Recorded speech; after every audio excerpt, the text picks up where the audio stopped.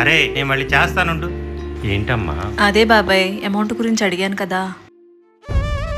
చిన్న అమౌంట్ అయితే నేనే సర్దేవాడిరా.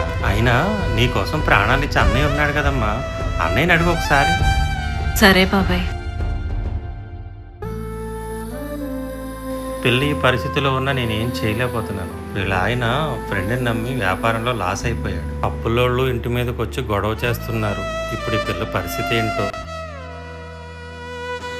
మా అన్నయ్య నా కోసం ప్రాణాలైనా ఇస్తాడు, నేనేది అడిగినా కాదనను. కానీ మా వదినా ఈ ఉంగరం నాకెలా ఉంది? నా ఉంగరం నువ్వెందుకు పెట్టుకున్నావు? ముందు తీసివు నాకు. కాదు వదినా, ఇది అమ్మది కదా ఉంగరం. అమ్మ గుర్తుగా నేను ఉంచుకుంటాను వదినా. అవే మొద్దులే గాని ముందు తీసివు.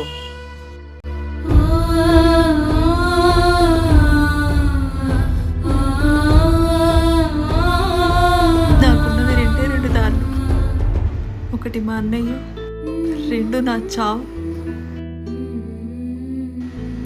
అన్నయ్య దగ్గరికే వెళ్తాను. అమ్మా ఝాన్సీ, ఎలా ఉన్నావురా? కూర్చో. వదిన ఎక్కడికి వెళ్ళింది అన్నయ్య? వదిన షాపింగ్కి వెళ్ళిందిరా. అవును, నువ్వేంటి అలా ఉన్నావు? బావ వాళ్ళ ఫ్రెండ్ని నమ్మి వ్యాపారం చేస్తే బాగా లాస్ వచ్చింది అన్నయ్య. అర్జెంటుగా 10 లక్షలు కట్టకపోతే మేము రోడ్డున పడతాం అన్నయ్య.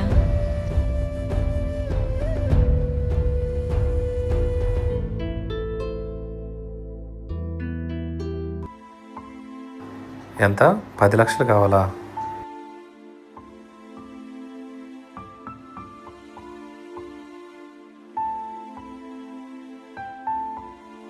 ఏంటి ఝాన్సీ అలా చూస్తున్నావు?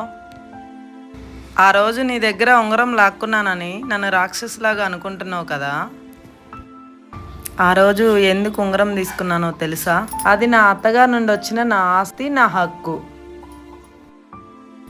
ఏంటండి అలా చూస్తున్నారు? తన ఆడబిడ్డే కాదు, నా కూతురు కూడా అండి. ఇంకా చూస్తున్నారు ఏంటండి? కష్టమని ఆడబిడ్డ మన ఇంటికి వచ్చి కూర్చుంటే.